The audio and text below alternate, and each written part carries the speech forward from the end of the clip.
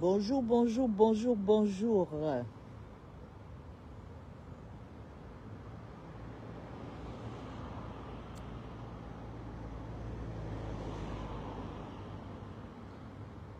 Bonjour. Venez, venez, venez. Zani, Zani, Zani. Seigneur.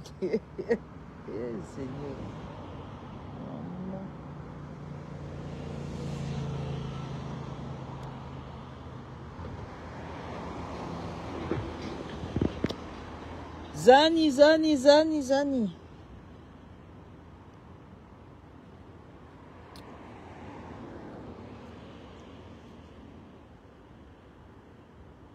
J'espère que vous allez bien.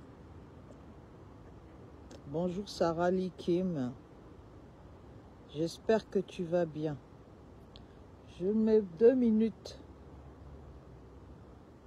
2 minutes. Pardon. Nous sommes en expression libre. Sans émotion, sans rien du tout. Je ne sais pas ce qui se passe. Si pour vous, ce qui vient de se passer là, c'est simple. C'est un détail. Vous qui arrivez, partagez si vous voulez. C'est pas... C'est comme vous voulez. Je ne sais pas si vous m'entendez bien. Vous savez, toutes les personnes qui se sont levées pour défendre ce pays-là, toutes les personnes qui ont pris le risque de se mettre à dos certains Gabonais qui géraient ce pays, toutes les personnes qui ont pris le risque même de se prendre la tête avec les membres de leur famille pour défendre le Gabon, nous avons justifié nos actes à cause de la problématique des élections non respectées, à cause de la problématique de la dignité des Gabonais toujours bafouée, à cause de la non-application du droit dans ce pays et de l'impunité totale de certaines personnes. Vous avez vu comment on a poursuivi les membres du gouvernement d'Ali. Vous avez vu comment on a traumatisé Ali Bongo en France, aux États-Unis, dans tous les endroits possibles où on pouvait le dépioter pour faire entendre au monde que lui, son épouse, ont fait des choses graves aux Gabonais, à notre nation. N'ont pas respecté ce pourquoi M. Ali Bongo s'était engagé à protéger, servir le Gabon et pas se servir du Gabon pour être un roi ou un mangeur de deniers publics avec ses amis étrangers.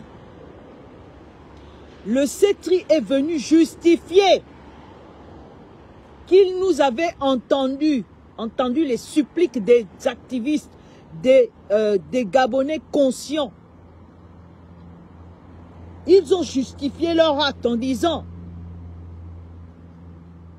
la responsable, le coupable seront mis hors d'état de nuire.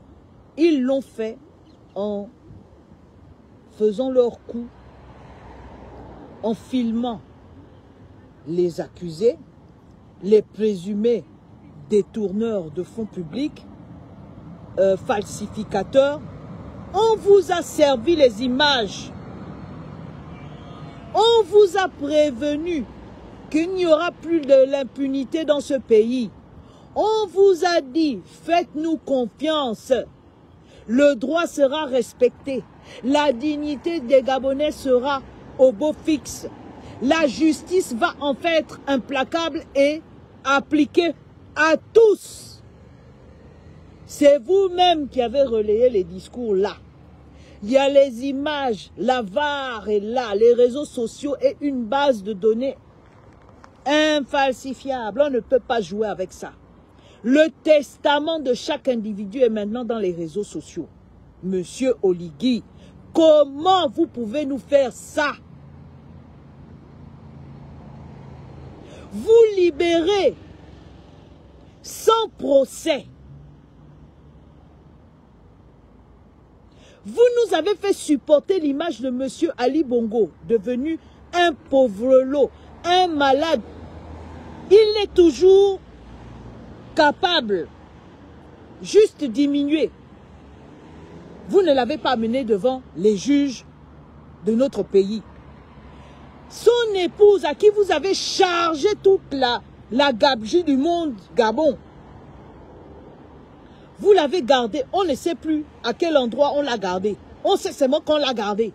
Ces conseillers juridiques ont pris d'assaut les médias français, les réseaux sociaux, pour dire qu'on torture et Madame Sylvia Bongo Valentin et son fils. Monsieur Oligui, vous avez libéré 2 individus sans procès.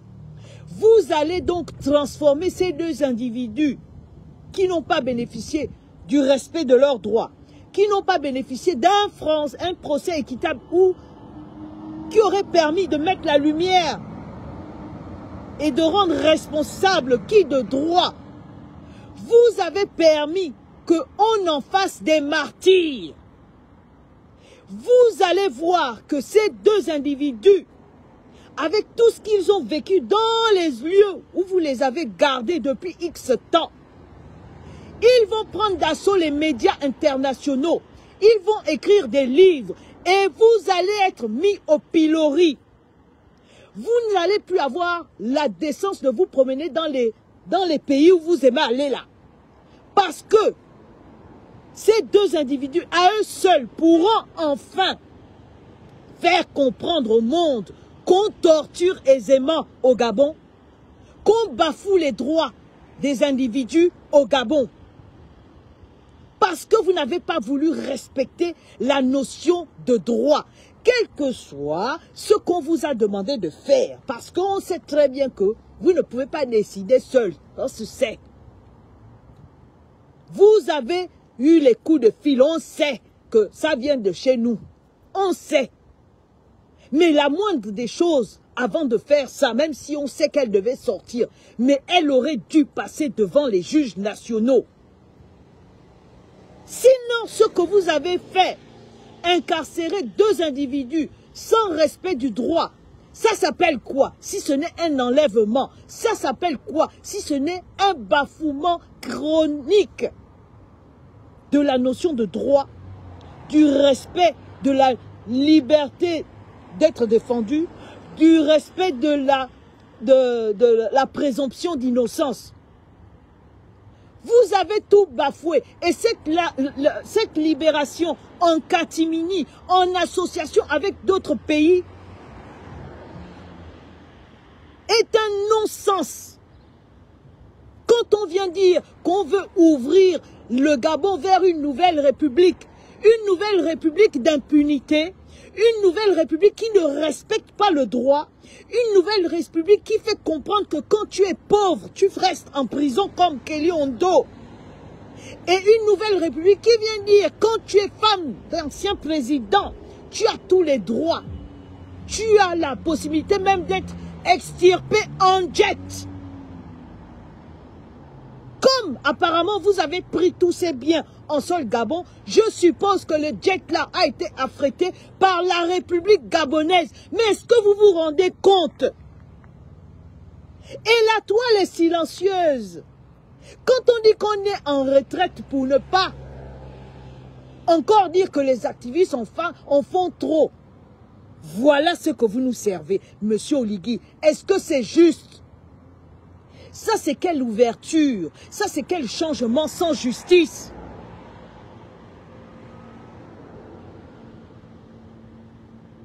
Même quand on ne veut pas parler, moi je parle que de la notion de droit. Je ne parle pas de votre nouvelle gestion du pays. Ça là, les Gabonais qui ont choisi de vous avoir pour président vont voir ce qu'ils ont choisi comme président et toutes les conséquences qui en découleront. Mais moi, je parle de la notion de droit. Parce que cet acte a eu aussi un impact international. Ce que vous venez de faire, ça a un impact international. Je vous assure que si vous prenez ça comme la blague, vous dites bon débarras. Puisque vous aimez Oligui, non, que vous en avez fait un Dieu vivant. Mais ce que vous ne savez pas, c'est qu'à cause de cette libération sans procès, votre Oligui à l'international sera décrit comme un tortionnaire.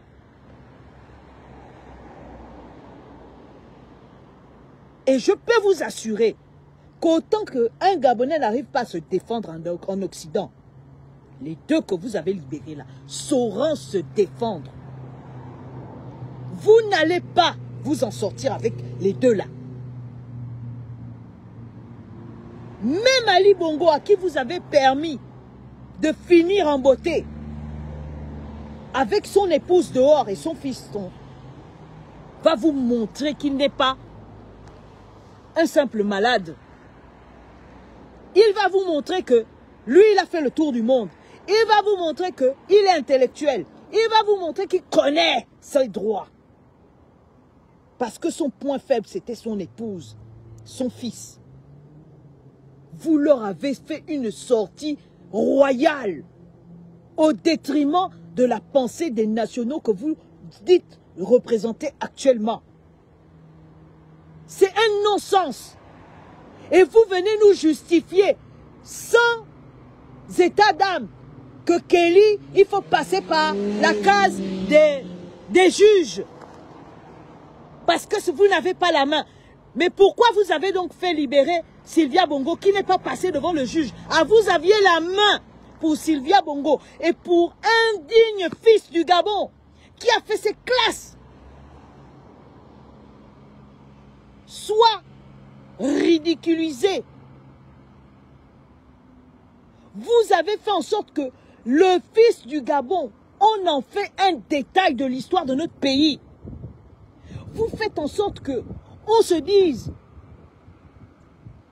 ça va aller, il finira par sortir, mais enfin.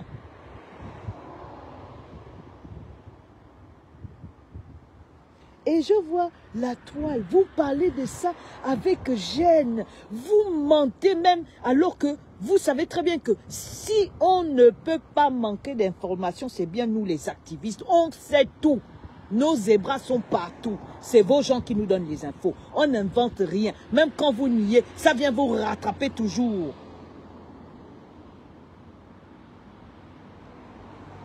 Et c'est avec ça que vous dites aux gens, venez, venez vous les gens de la diaspora. Faire quoi?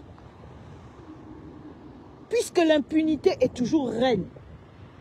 On bafoue tout, on ne respecte pas les procédures. Mais c'est incroyable. Comment ça se fait qu'on la libère sans avoir été jugé? Même si vous dites non coupable, ça s'appelle un jugement quand même. Faites même semblant.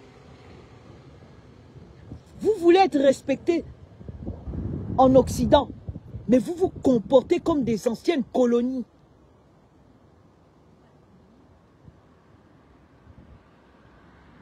Je ne voulais pas parler de ça, mais je suis très gênée parce que il y a un mélange des genres, il y a une impunité, il y a une ingérence de plusieurs pays et il y a un sacrifié, Kelly Ondo. Kelly Ondo, vous êtes gêné dès qu'on parle de Kelly Ondo. La province qui a vu naître Kelly Ondo est gênée. Le sujet Kelly Ondo n'est pas une priorité. Mais est-ce que vous vous rendez compte, même si on dit que les militaires sont solides, qu'on vous fait croire qu'il est mentalement calé, vous pensez que même en étant mentalement calé, il n'a pas envie de retrouver sa fiancée et ses enfants?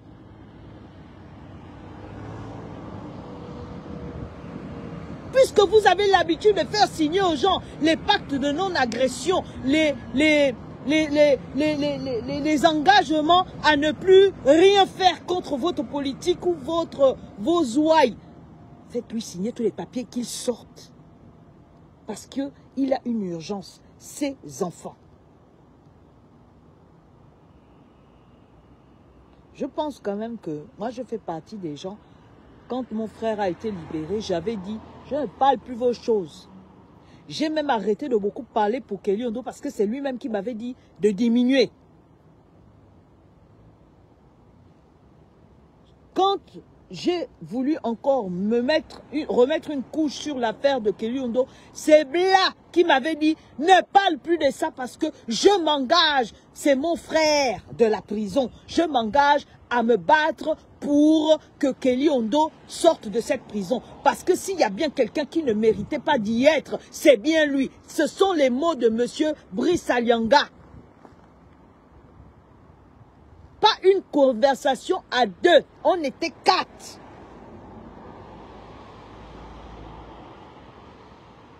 Mais vous avez dit, oh, c'est dans quelques mois.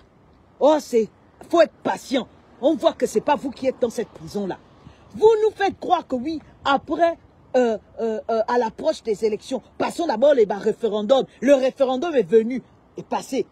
Après, vous ne faites que reculer les échéances de la libération de Kelly, quand pour Sylvia, il suffit d'un coup de fil. Donc, Sylvia ne passe pas devant le juge. Après tout le séjour, la maltraitance qu'elle a vécue là, ça ne vous gêne pas. Mais pour le fils du sol gabonais, le fils, votre frère, vous n'avez pas pitié du papa de Kelly qui est au bord de l'apoplexie. Ce monsieur n'a pas l'argent. Il marche pour aller voir son fils quand on lui permet même de voir son fils dans cette prison. Pourquoi vous faites ça? Pourquoi vous voulez toujours qu'on sorte de nos gonds, qu'on sorte de notre retraite? Nous nous sommes battus pour la dignité humaine. Là, ce n'est pas de la dignité humaine, c'est du foutage de gueule. C'est un non-respect même des institutions judiciaires de ce pays. Et vous venez nous dire que finalement, votre acte, vous l'avez fait pourquoi? Puisque vous libérez des gens sans jugement, vous les avez gardés alors pourquoi? Puisque vous avez justifié votre présence maintenant en tant que libérateur. En mettant au pilori, au su et au vu de tous les Gabonais, et en mettant toute la responsabilité de l'échec politique de M. Ali Bongo sur son épouse. Vous avez dédouané le malade Ali Bongo, vous avez dédouané les anciens ministres d'Ali Bongo, vous avez chargé 2 ou 3 individus, dont le fils d'Osséni, devenus les monstres froids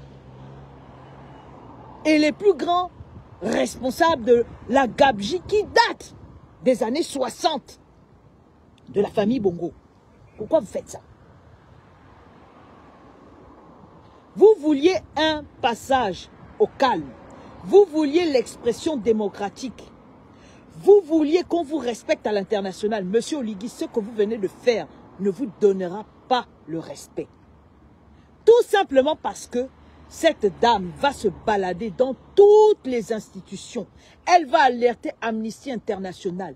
Toutes les personnes qui détestent le mot torture, toutes les personnes qui se battent pour les droits humains seront là pour entendre cette femme et son fils. Vous n'allez pas vous en sortir. Et ce qui va se passer, le Gabon, comme d'habitude, va devoir ouvrir une enveloppe pour payer, dédommager Sylvia Bongo. Et ce ne sera pas votre argent, ce sera l'argent des Gabonais qui vous ont élus. C'est pour ça, chers Gabonais, vous qui banalisez ça, banalisez, vous allez payer une indemnisation à Sylvia Bongo. Elle ne va pas se contenter de dire qu'elle a été bafouée dans ses droits. Elle va dire que vous l'avez molestée, vous l'avez violentée moralement, physiquement, et vous avez spolié sa famille. Et ce qui va se passer, comme nous les Gabonais, on aime régler les choses en soum-soum, l'État gabonais va payer. Pas Monsieur Oligui, l'État gabonais, vous, contribuables gabonais. Continuez à banaliser, continuez la kermesse, la joie permanente qui vous anime là. Vous n'êtes pas prêts de vous en sortir. Et quand on viendra vous dire que vos enfants n'ont pas la bourse, que vos pensions ne sont pas payées, regardez du côté de l'Angola. Je suis parti. On va travailler mon argent parce que vous là, c'est pas la peine. C'est vraiment pas la peine. En tout cas, c'était un petit point de droit et un petit point de civisme pour vous faire part de mon mécontentement et de mon étonnement du silence ambiant face à quelque chose quand même qui relève vraiment d'une implication nationale et d'un intérêt national. Au lieu d'aller écouter les gens qui se maltraitent dans les réseaux sociaux avec les injures, des conversations de bas étage, ça là, j'aurais aimé voir quand même que la toile chauffe. Parce que là, il ne s'agit pas de partisans, il s'agit de la lecture du droit. Vous voulez qu'on vous respecte, mais vous ne respectez pas le droit et vous permettez à ceux qui vous représentent d'être toujours dans l'impunité la plus totale. Et vous laissez même les gens, les journalistes, mentir en votre nom. Et ils ne font jamais des excuses avec ça. Bah allez.